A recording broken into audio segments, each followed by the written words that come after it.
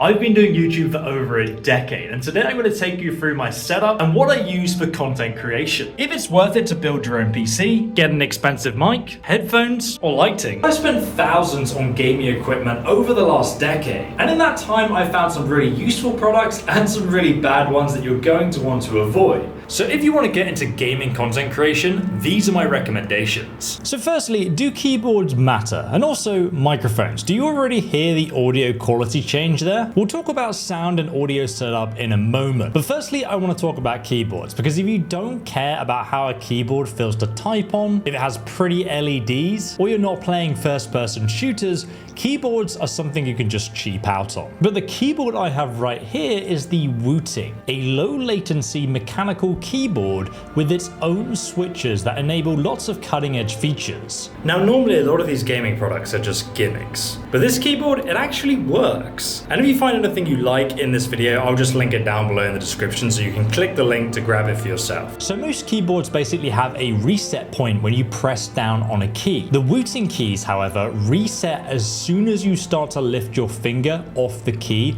with no latency. Now, one recent feature they added actually allowed you to strafe left and right in video games, making you really hard to hit. This is a really useful feature for games like Valorant and CSGO, where you have to stand still to fire 100% accurate. Beyond that, it's pretty much the only item on my desk that has LEDs on it, so I can read the letters at nighttime, and you can also customize that too. I've actually swapped some of the keys out just to make the LEDs look even cooler. And again, you can find everything linked below in the description if you want to check it out for yourself. But the UTMANING was so good that Razer have actually copied them with the Razer Huntsman version 3. The keyboards also come in lots of different sizes depending on your personal preference. I went for the largest because I use a lot of hotkeys when I'm editing. The next thing you can spend ridiculous money on but don't need to is a coiled wire for your keyboard. It's just a wire spun around into a coil. You can get custom ones or you can get really cheap ones for around $15, like the one I have here. It's just a cable that looks cool, doesn't give you any benefits, and a cable's pretty much a cable. Next though, I have my wrist rest. This is something I would highly recommend because I spent hours and hours typing each day and my wrists never hurt thanks to the ergonomics of having a wrist rest. I used to use one made out of foam, but it got quite nasty after a year or so of use, so I swapped it out for a harder one with kind of like a leather soft top to it. It also has a lid, so if you open up the top, you can store things inside, like this blackout pen or my paintbrush, which I use on my tabletop miniature channel. Just make sure that when you buy one, the height of it is the same height as your keyboard. Please do ignore the fine layer of cat hair on my keyboard. I have two cats and they love just to come on my desk and leave hair everywhere. Next, we have to talk about mouses, and I actually have a few here that I want to compare. But again, you can massively cheap out on your mouse unless you play FPS games, and then it actually matters. But right now, I'm using the Basilisk X Hyperspeed. It's a wireless mouse, so it doesn't have any cables dragging across the desk, which can get a bit annoying. It obviously looks much cleaner on the desktop. It's also completely blackout apart from the LED mouse wheel. It's 18,000 DPI and it has lots of hotkeys on the side for you to use. And most importantly for me, the ergonomics of the mouse feel great in my hand. It is actually a very similar design to the old Logitech mouse I used to have just here. In fact, you can also get a new version from Logitech of this, but in a blackout version called the Logitech G5021X wired. It's just a bunch of random letters and numbers, but I've linked it below to make life easier for you. Finally, I used to have the extremely bright Cyberpunk 2077 Razer Viper Ultimate. It's wireless with a optical plug for charging, and it is extremely lightweight at 80 grams. And it has 20,000 DPI. Not that anybody can detect the difference between these mice. It also comes in black, but Cyberpunk is pretty cool. Speaking of Cyberpunk and controllers, this is my Xbox One Cyberpunk controller, which has some extra features compared to the standard Xbox controller. One bad thing is though that the right Joy-Con kind of looks like it's melted just because I use it so much. Some games do just have better controller layouts compared to a mouse and keyboard, like Elden Ring for example. Playing down a mouse and keyboard kind of sucks. And underneath our setup, we have an oversized black leather mat. This is actually really cheap, covers most of the desk setup, and obviously protects the wood underneath. Now, if you like, you could just be raw dogging that wood. But if you want to protect that surface, God, it gets worse, doesn't it? Get some protection, get a leather desk mat. It's slightly textured, but the mouse does still glide over the top really nicely. I actually used to have one of those oversized mouse mats, but I find I had to swap it out once a year because it just gets a bit grimy with like coffee stains and stuff. In comparison, you can just clean this leather mat. Another thing I have on my desk is a phone charger, but it's like a vertical one, so I can actually physically see my phone facing me. If I'm live streaming or in a meeting, I get trade notifications, I can see what's going on. You can also get ones that come with watch and earphone chargers as well, so you can kind of just make it part of your setup. So next we're going to be talking about lighting, because having a good lighting setup is actually going to be money better spent than getting a fancy camera. If you have good lighting, you can make any shot look really professional. So one of the most important lights is your key light, which is just up here behind me. And what that's gonna do is put a shadow on the side of your face. Compared to if I was to turn on this ring light,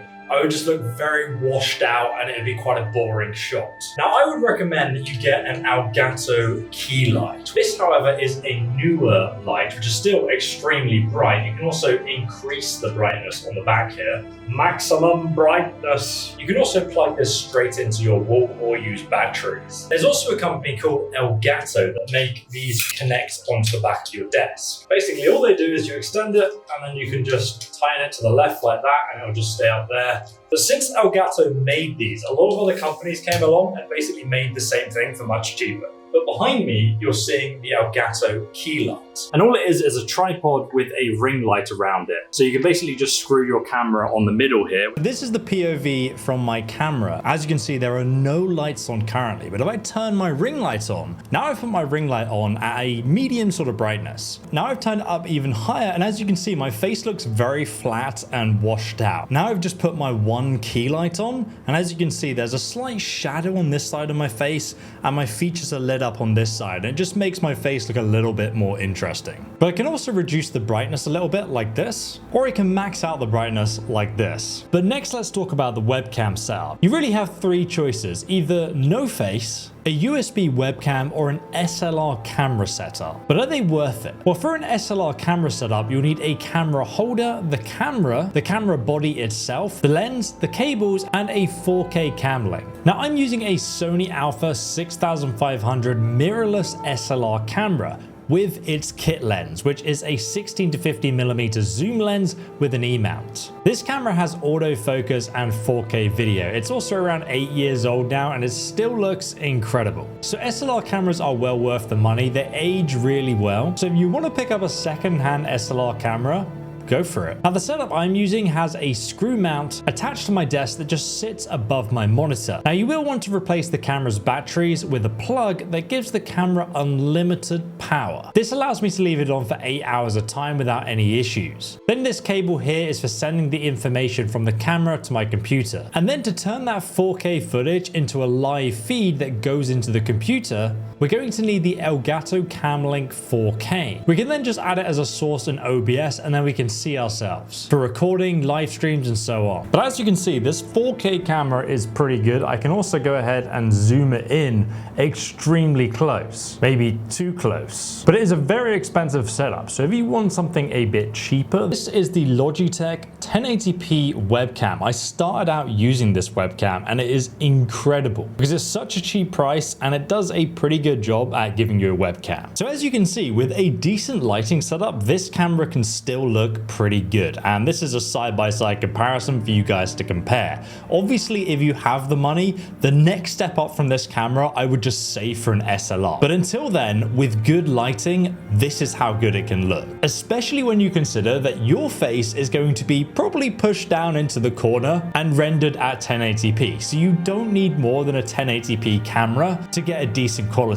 The only real difference is the sharpness on my SLR camera compared to the softness of the other one. In comparison, if I turn off my lights, you can see my SLR still looks pretty good, whereas the webcam suddenly looks really bad. So that's why the money you spend on lighting is going to be way more valuable than just buying an expensive camera and still having bad lighting. So for gaming and virtual reality, I use a green screen so you can actually see the gameplay in the background. I used to have one of those material green screens, but they look terribly messy in real life. Once I saved up enough for an Elgato standing green screen, I never looked back. And actually, since moving country, I brought a knockoff version, which is kind of worse, but it still works. You can transport it, fold out the legs, and then the green screen itself is like a roller blind. So you just put up this pole and then you hang the green screen on it. You can also put that pole inside for transport too. The Elgato version is better because it has a folding X that gives it a lot more support. But now let's talk about your back pain. Because let's be honest, you brought a racing car seat with some gaming branding on it, and it looks cool, but it's not an ergonomic chair. And I don't need to tell you that because your back is probably already screaming it at you. See, I've owned a few cheap chairs and some expensive ones, including the Herman Miller, but I'm 6'5" and some chairs just don't adapt to me. But for the last month, I've actually experienced the ergonomic perfection of an Ergo Human chair. They sent me this chair for free, but I promise you, I'd tell you if it sucked because I'm actually sitting on it every day for over 6 hours. So I'm not going to use a chair that doesn't benefit my health just because somebody sent it to me for free. I'm using it because it's actually good. Let's check it out. So if you pull this thing back here, you can tilt it like this. Turning this makes it harder to go back, so you don't just go woo. Or you can also lock it in an upright position for your posture. So another feature we have, if you're just chilling out, oh, mate, you could just properly have a nap. Yes. And the handles themselves also go up like this. So it just makes it a bit more comfortable if you're trying to get to like desk height. Or you can put them flat and just lift them up like so. Push the handles to the left and to the right.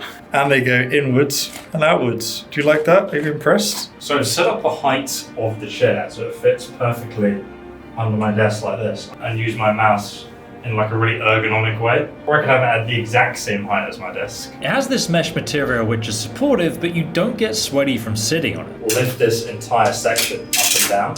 And this section here pushes into your back. But you can actually change the setting at the back here to make it less intense, so it can be a bit more soft on your back. It's not forcing you into good posture as much if you loosen it. Because this chair has so many features, we don't know what half of them do. We're wondering what this is for, but apparently it's for putting your coat over the top. So if you're in like an office or just want your jacket on the back of your chair, you can do that, and then it like snaps down like this. There's so many features that this chair has. I literally have like an infographic that they sent me. It's like an airplane card. It's worse than an airplane card. If this was the airplane card, we'd all be dead. And of course, you can also adjust the height. So Ergo Human also sent my wife a chair as well, so she got to test out. She's also a gamer. Why do you have toilet roll? Anyway, different colors. Something going on here. Oh, it's a battle. So how do you rate this chair out of 10 so far, Kimmy? 10. 10? 10. Are you saying that because they gave it to us for free? No, it's really comfortable. Because before you had a Amazon chair for like a racing gaming chair. The one where it's just like a car seat. Now if you want 10% off your own Ergo Human chair, just use the link in the description, and then once you get to the checkout, you can use code ESO10. And they've just released a new gaming theme lineup made by people who actually understand humans and ergonomics. The company originally designed office chairs, so they actually know what they're doing. Now the next thing I want to talk about is sound design, and you're already going to hear the difference that I'm using the camera's native microphone compared to this microphone, with all the noise gates and other things that I've set up. Now sound is one of those things that nobody spends money on, but yet if you hear bad quality sound, you'll immediately notice it. Now if you're starting out, I'd recommend that you pick up the Blue Yeti microphones. I've used pretty much every mic they've put out over the years. They're all USB microphones that plug in directly to your PC, and then they're just ready to record. You can add a pop filter, which makes the sound less harsh. And then to record the audio, I use software called OBS. Within that software, you can add noise gates and compression to make your audio sound even better. But I feel like I could do a whole separate tutorial on that. So again, join the emailing list if you're interested in those finer details. However, the setup I'm using today is actually much more expensive for only really a slight boost in quality that most people probably won't even notice the difference in. So this is the microphone I'm using. It is the Shure SM7B mic. And if you watch any podcast, you'll probably recognize it immediately because everyone is using this microphone. And if you're planning on getting a XLR mic, I'd recommend that you just save up and buy this one. Don't get one of the gaming themed ones. They're just not as high quality. Secondly, we have the mic stand itself. It's actually a pretty heavy base, so the mic doesn't move around, and it just screws into the bottom of the microphone. This stand was dirt cheap. I bought it for like $10, $15. But alternatively, you could also get one of these microphone arms like this. Fits onto your desk with a clamp. And if you are going to get one of these microphones that goes over your head when you're talking, make sure you actually spend money and get a good one. You do not want to put your really expensive microphone on something like this that's really cheap. Now, obviously, because this is an XLR microphone, we have an XLR cable that goes under my desk and into this, which is the Rodecaster Duo, which has an inbuilt preamp that boosts the volume of the microphone so you can actually hear it. Now, if you don't have a sound card that does that, you'll need to buy a separate preamp, like the Cloud Booster or the Dynamite preamp, that will then boost the gain of your microphone so you can hear yourself. The XLR setup is basically the microphone that goes into your preamp and then into your sound card, and then that goes into your computer. Now, some sound cards like the Rode Duocaster let you do some audio editing on your voice to make it sound either ridiculous or enhance certain features so you can have a deeper voice. But I've kept mine exactly how I sound in real life. And again, like I said before, you can also do that editing in OBS or the editing software as well. But that external sound card can also be used with your headphones. Another gaming industry betrayal, because there are so many overpriced gaming headphones out there that are just terrible in quality. Now, most gaming headphones are powered by a USB and they go up to around 32 ohms, but these studio headphones are normally around 250 ohms. Generally speaking, the higher the ohms are, the higher the resistance, which means you get a much cleaner and truer sound. But can all of this nonsense help you with video games, editing, content creation, and all of that good stuff? Well, actually, yes. If you're playing a game like Hunt Showdown, which has binaural audio, you'll actually be able to hear directional sound and detect exactly where the enemies are and how far away or close they are to you. Now, I'm using the DT990 Pros, but Sennheiser is another good brand, and these studio headphones give a true and clean audio. They don't have overly bassy, gamified effects. If you've never experienced one, I'd recommend going to like an audiophile store, calling them and asking if they have any headphones you can try, and then just go to the shop with your own headphones and compare the difference. Now, if you're wondering if you need acoustic panels, I'm not actually using them. I just have really thick curtains. Over here, behind me, there's a green screen. And then behind me, I have these Ikea office cubicles that stand on their own feet. You can also just put a rug on your floor. The next thing I want to talk to you guys about are monitors. As you can see, I have two in my setup, and I'd recommend two as a minimum. One for your gaming content and the other one just so you can monitor what's going on with your recording software. Or if you're live streaming, you can read the chat. You can cheap out on the second screen, but the one you're playing games on, you're going to want to spend a bit more money. But let's quickly break down each point of a monitor so you know what to look for. So firstly, we have frames per second. The higher your FPS, the smoother the gameplay is going to look, and the earlier you're going to be able to detect an enemy coming into your screen. But obviously, the higher the frame rate, the refresh rate, the more money you're going to have to spend. Most RPG games look great at 60 FPS with a refresh rate of 60 Hz, and it's going to be much cheaper. But if you're playing shooters, 120 Hz is definitely worth it.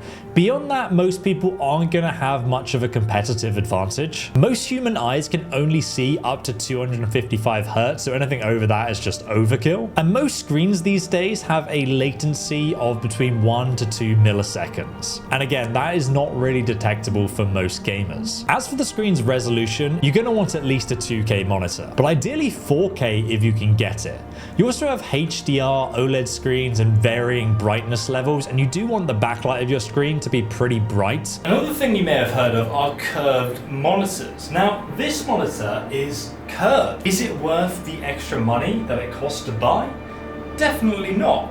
Curved monitors to me are really just a massive gimmick They literally serve no purpose other than I feel like I have to now sit perfectly in the center of the monitor to actually use it. This is also why I've turned this monitor vertically. It actually fits on my desk and I can sit in the middle and use this.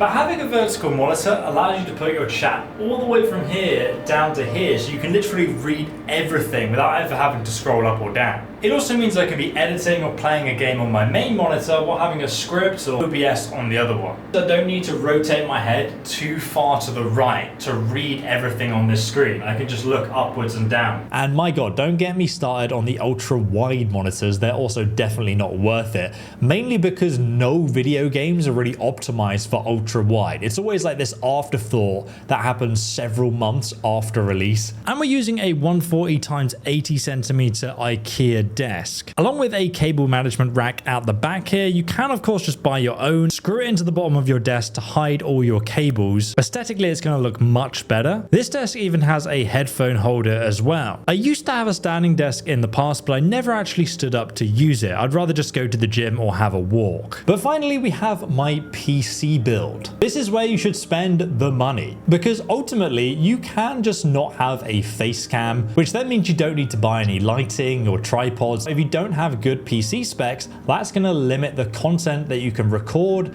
what you can stream, and the different games you'll be able to play. But then the next question is, should you build your own computer or should you just buy one? Well, it's almost always cheaper to build your own PC, and it's good to have an idea about how they actually work, because if you buy a good power supply or a decent all-in-one liquid cooler, that's something you can reuse in your next PC build. In fact, there are so many guides on YouTube showing you how to build a PC. The hardest part is really selecting compatible parts, and there's even websites that help you with that now. I'm going to leave my system specs in the description below if you want to check them out. But if you don't have time to learn how to build your own PC, or you just want a guarantee in case anything goes wrong, you can check out our partners Apex PCs linked below. They actually built my wife's PC and we had no issues over the last 4 years. And you can use the code in the description for a discount too. And if you guys want more specifics about how to set up OBS, what editing software I use, make sure you sign up to the emailing list linked down below in the description. You can also find everything else there. Thank you so much for watching.